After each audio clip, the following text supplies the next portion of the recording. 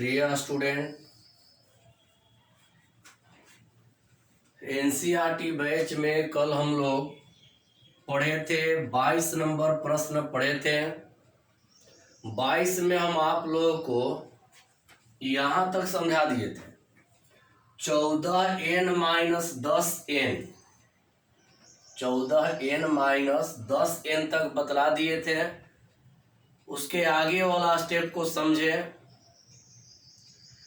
14n में से 10n जाएगा तो हो जाएगा 4n। यहां तक बाबू कल बतला दिए थे। कल ये भी बोले थे कि जब भी कोटि निकालना होगा तो अंग्रेजी वर्णमाला के अनुसार लेंगे। तो अंग्रेजी वर्णमाला के अनुसार पहले n नहीं आएगा। पहले देखिए,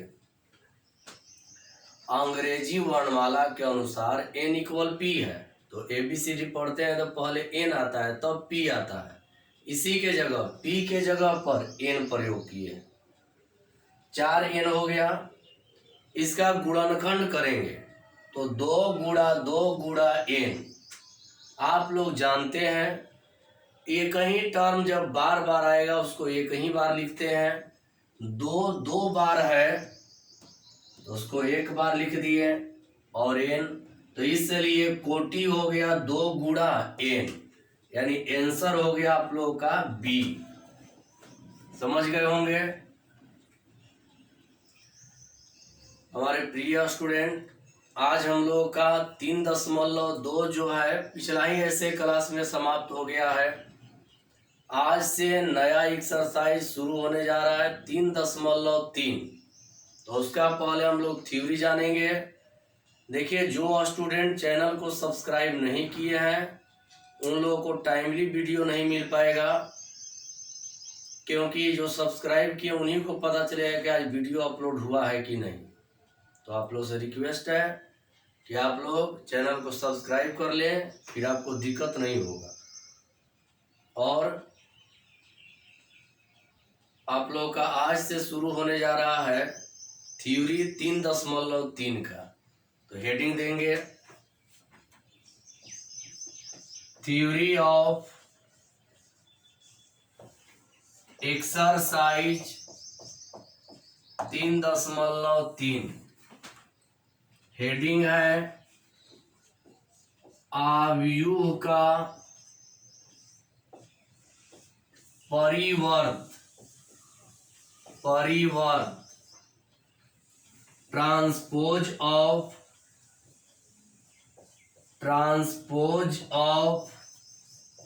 मैट्रिक्स।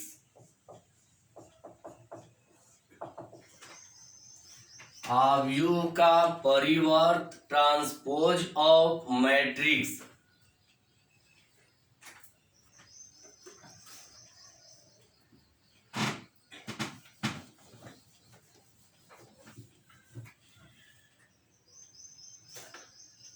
आव्यूह का परिवर्त ट्रांसपोज ऑफ मैट्रिक्स। इसका डिफिनीशन सुनकर आप लोग लिखेंगे। सुन लीजिए, ट्रांसपोज मतलब परिवर्त, ऑफ मतलब का, मैट्रिक्स मतलब आव्यूह। देखिए ध्यान से सुनिएगा, लिख नहीं रहे हैं, बोल दे रहे हैं। जब किसी आव्यूह में उपस्थित पंक्ति और स्तंभों का आपस में बदलाव करके लिखा जाता है तो इसे आव्यूह का परिवर्त कहते हैं। एक बार लिख दे रहे हैं, इसका परिभाषा यहां लिख रहे हैं। जब पंक्ति तथा स्तंभ का स्थान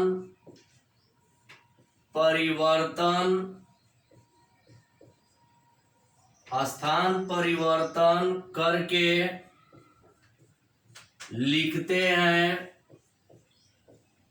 लिखते हैं तो इसे अवयव का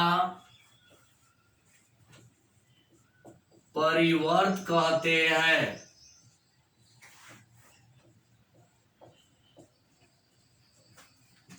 देखिए, ध्यान दीजिएगा,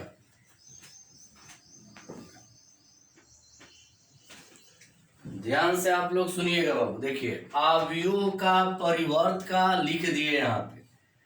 जब पंक्ति तथा स्तंभ का स्थान परिवर्तन करके लिखते हैं तो इसे अवयव का परिवर्त कहते हैं। कोई भी अवयव रहेगा, उसका पंक्ति और स्तंभ का बदलाव करके हम लोग लिखेंगे तो उसको कहेंगे अवयव का परिवर्त। इसे ए डैश या ए के पावर टी द्वारा निरूपित करते हैं।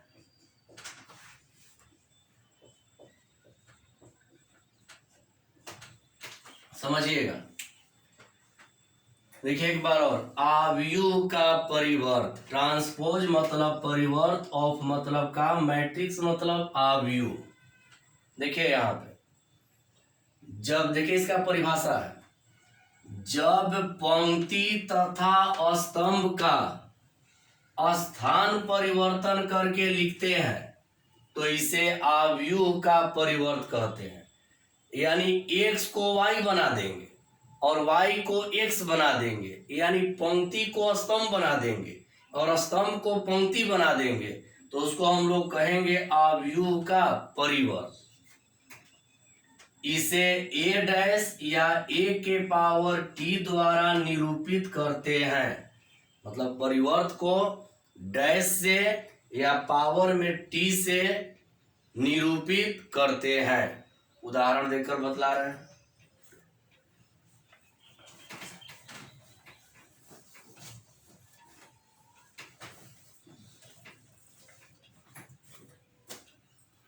उदाहरण,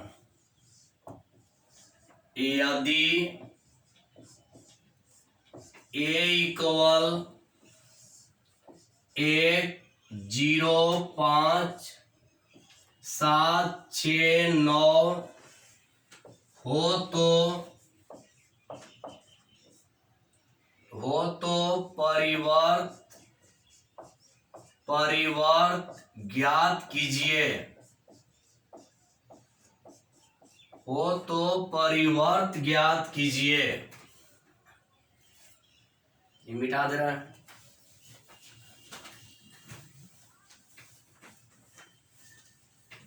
देखिए, परिवर्त में जानिए क्या है। हल देखिए, परिवर्त,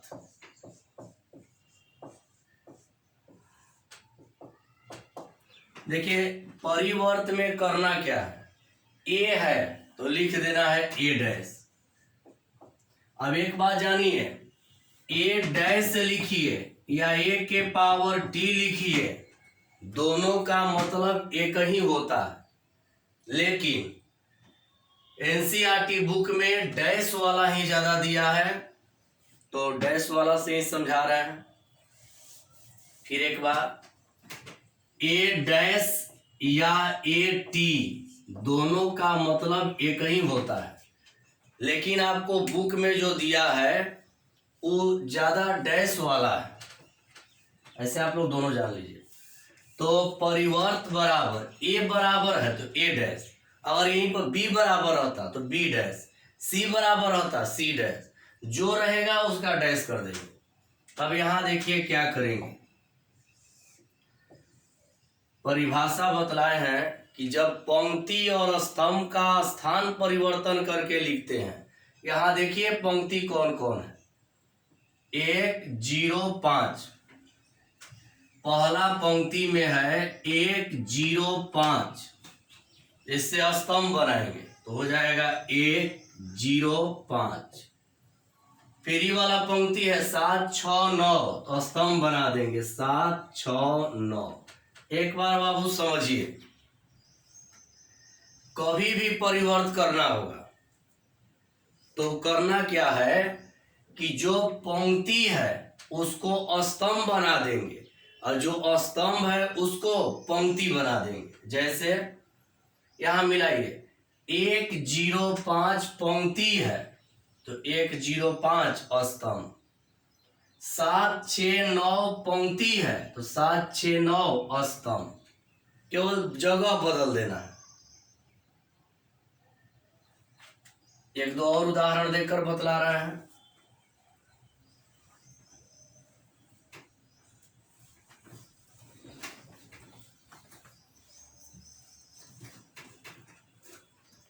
एक और उदाहरण देखिए, मान लीजिए आपका आ गया -3 0 0 -3 0 8 5 और कोई कह रहा है बाबू कि इसका परिवर्त निकालिए। देखिए इसका परिवर्त में कुछ ध्यान उतना नहीं देना, देखना क्या है, कैसे करना है। देखिए जो पंक्ति है ध्यान दीजिएगा, -3 0 पंक्ति है, इसको स्तंभ में लिख दीजिए, -3 0 स्तंभ में। 8 5 पंक्ति है, इसको स्तंभ में लिख दीजिए, 8 5 स्तंभ में। करना ज्यादा नहीं है, करना क्या है कि जो पंक्ति है उसको स्तंभ, जो पंक्ति है उसको स्तंभ, बस यही परिवर्त हो गया। एक और समझिए, मान लीजिए आ गया 1 2 3 4 6 8 7 3 2। कोई कह रहा है कि इसका परिवर्त, तो ज्यादा कुछ नहीं करना है, सब मत चेंज करिए, खाली पंक्ति बदलिए। देखिए 1 2 3 पंक्ति है तो यहां हो जाएगा 1 2 3 स्तंभ। 4 6 8 पंक्ति है तो 4 6 8 स्तंभ। 7 3 2 पंक्ति है तो 7 3 2। यानी कहने का अर्थ है कि जितना भी पंक्ति है उसको स्तंभ बना दीजिए, तो इसी को कहेंगे अवयव का परिवर्त। मतलब पंक्ति को स्तंभ बना देंगे, स्तंभ को पंक्ति। एक आप लोग देखिए यहाँ पे, मान लीजिए 2 3 4 आ गया, इसका परिवर्त करना होगा तो क्या लिखेंगे, इसका परिवर्त बोलिए। तो ये पंक्ति है तो इसको स्तंभ बना दीजिए, 2 3 4। यानी परिवर्त में पंक्ति रहेगा तो स्तंभ, स्तंभ रहेगा तो पंक्ति, केवल एक बदलिए। अगर आप पंक्ति को बदल देते हैं तो स्तंभ अपने आप बदला जाएगा, यदि स्तंभ को बदल देते हैं तो पंक्ति अपने आप बदल जाएगा। यही होता है परिवर्त। देखिए अब हम लोग को पढ़ना है अवयव के परिवर्त का प्रकार। आप लोगों को जानकारी के लिए समझा दे, अवयव के परिवर्त 3 प्रकार का होता है। कोई पूछेगा, इसके बाद हम लोगों को पढ़ना है इसमें अवयव के परिवर्त का प्रकार। तो अवयव के परिवर्त का जो प्रकार होता है वो 3 होता है। कौन कौन जानेंगे? पहला सममित अवयव, दूसरा विषम सममित अवयव और तीसरा लंब अवयव। लेकिन तीनों के बारे में हम लोग कल के क्लास में विस्तार से एग्जाम्पल के साथ अध्ययन करेंगे। आज बतलाएंगे तो 1 होगा या 2 होगा, लेकिन आप लोग कल एग्जाम्पल के साथ पूरा थ्योरी पूरा आप लोगों को समझाएंगे। बल एक बार जान लीजिए, कोई पूछेगा कि अवयव का परिवर्त क्या है, तो पंक्ति को स्तंभ, स्तंभ को पंक्ति बना देंगे, उसी को कहेंगे अवयव का परिवर्त। और कोई कहेगा कि अवयव का परिवर्त कितने प्रकार का होता है, तो अवयव का परिवर्त 3 प्रकार का होता है, सममित, विषम सममित और लंब अवयव। समझ गए होंगे। तो कल हम आप लोगों को कल के वीडियो में थोड़ा ज़्यादा समय देंगे कल वाला में, और कल के वीडियो में जितना भी प्रकार है सममिताव्यु, विषम सममिताव्यु, लंबाव्यु, तीनों आप लोगों को बतलाएंगे। तो आज के लिए इतना ही। Thank you.